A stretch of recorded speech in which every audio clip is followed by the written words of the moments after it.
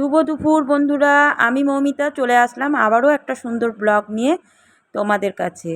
আজকে আমি যাচ্ছিলাম আমাদের বাপের বাড়ি, সেটারই ভিডিও তোমাদের সঙ্গে শেয়ার করব। তা আমি আর তাতান বেরিয়ে পড়েছি, বালি স্টেশনে পৌঁছে গিয়েছি। এখানে ট্রেনও চলে আসলো, তা আমরা ট্রেনে উঠে পড়লাম।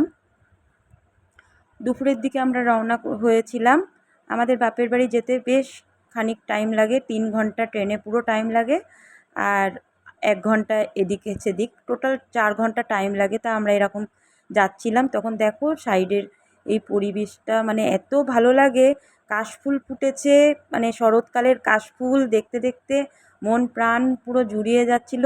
আর আরেকটা জিনিস যেটা মানে পাট ভিজিয়ে রেখেছে, পাটকাঠি চারিধারে মেলা রয়েছে, মানে এইগুলো দেখতে ছোটোবেলার থেকে এইগুলো যখন যেতাম জানলার সামনে বসবার জন্য খুব হতো যাতে এইগুলো দেখতে পাই। এখনও সেগুলো দেখছিলাম যে এই গ্রাম্য পরিবেশ কত ভালো লাগে। আমরা গ্রামেই মানুষ, কিন্তু এখন যেন শহরে থাকতে থাকতে গ্রাম খুব টানে আমাকে। এইগুলোই দেখতে দেখতে মন প্রাণ ভরে যাচ্ছিল, সেটাই দেখতে দেখতে চলে যাচ্ছিলাম। তারপরে এই যে তাতান ঘুমিয়ে পড়েছিল, বেশ গভীর ঘুম দিয়ে নিল তাতান একটু। আমি সেই ফাঁকে একটু ভিডিও করে নিচ্ছিলাম। তো ট্রেনে মোটামুটি মানে অত ভিড় ছিল না, হালকা ভিড় ছিল। আর ওয়েদারটা খুব ভালো ছিল, বৃষ্টি হয়েছিল প্রচণ্ড মুষলধারে, সেজন্য বেশ ঠান্ডা ঠান্ডা ওয়েদার ছিল। তা 3 ঘন্টার জার্নি, অনেকটাই ক্লান্ত হয়ে যায় শরীর। কাছাকাছি প্রায় পৌঁছে এসেছি, তখন আমরা নামবো বলে প্রায় উঠে এসেছিলাম। আমার হাতে ছিল গপু। এই যে দাইহাট পৌঁছিয়ে গেলাম।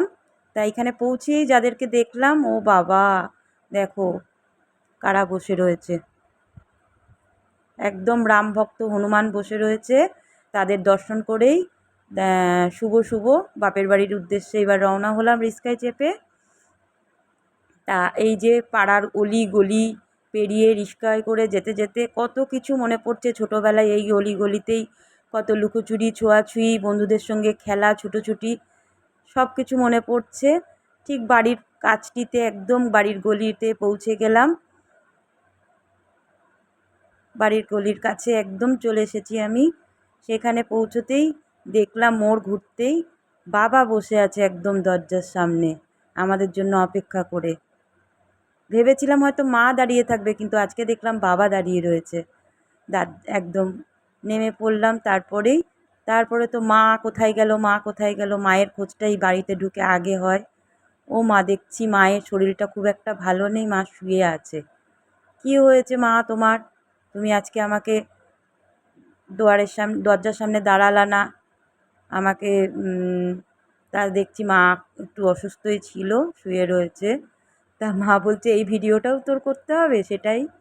তা তোমাদের ভিডিওটা কেমন লাগলো একটু জানিও।